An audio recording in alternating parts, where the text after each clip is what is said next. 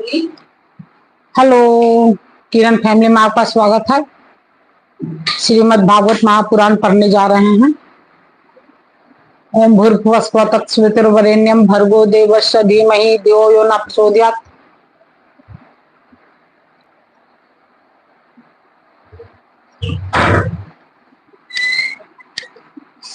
श्री राधा कृष्णाभ्याम नमः। श्रीमद् भागवत महापुराण द्वितीय खंड।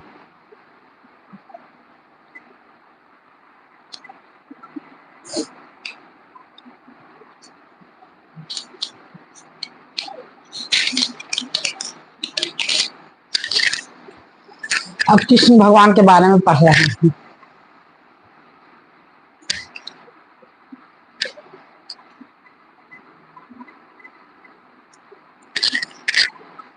दसम स्कंद अतः द्वितीय अध्याय। भगवान का गर्भ प्रवेश और देवताओं द्वारा गर्भ स्तुति।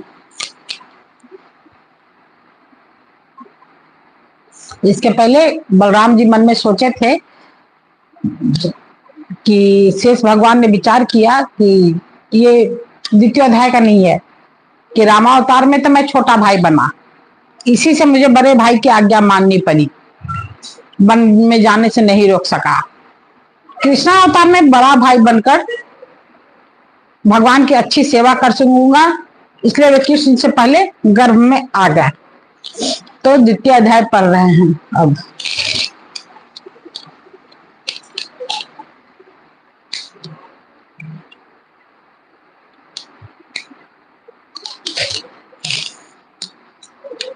श्री सुखदेव जी कहते हैं, परीक्षित, कंस एक तो बहुत स्वयं बड़ा बली था और दूसरे मगध नरेश जरासंध की उसे बहुत बड़ी सहायता प्राप्त थी। तीसरे उसके साथी थे प्रलंबासुर, बाकासुर, चाणूर, तृणावर्त, अधासुर, अघातसुर, मुष्टिक, अरिष्टासुर, द्विविद, पुतना, केसी और धेनु तथा बानासुर और भौमासुर आदि बहुत से दैत्य राजा उसके सहायक थे। इनके साथ लेकर वह यदुवंशियों को नष्ट करने लगा। वे लोग भयभीत होकर कुरु, पंचाल, केकय, साल्व, विदर्भ, निषद, विदेह और कौशल आदि देशों में जा बसे। कुछ लोग ऊपर से उसके मन के अनुसार काम करते हुए उसकी सेवा में लगे रहे। जब कंस ने एक एक करके देवकी के 6 बालक मार डाले, तब देवकी के 7वें गर्भ में भगवान के अंश स्वरूप श्री शेष जी, जिन्हें अनंत भी कहते, पधारे। आनंद स्वरूप शेष जी के गर्भ में आने के कारण देवकी को स्वाभाविक हर्ष हुआ, परंतु कंस शायद इसे भी मार डाले, इस भय से उनका शोक बढ़ गया। विश्वात्मा भगवान ने देखा कि मुझे ही अपना स्वामी और सर्वस्व मानने वाले यदुवंशी कंस के द्वारा बहुत ही सताए जा रहे हैं। तब उन्होंने अपनी योग माया को यह आदेश दिया कि देवी कल्याणी, तुम वज्र में जाओ, वहां प्रदेश ग्वालों और गौओं से सुशोभित है। वह प्रदेश ग्वालों और गौओं से सुशोभित है। वहां नंद बाबा के गोकुल में वसुदेव पत्नी रोहिणी निवास करती हैं और उनकी और भी पत्नियां कंस के डर से गुप्त स्थानों में रह रही हैं।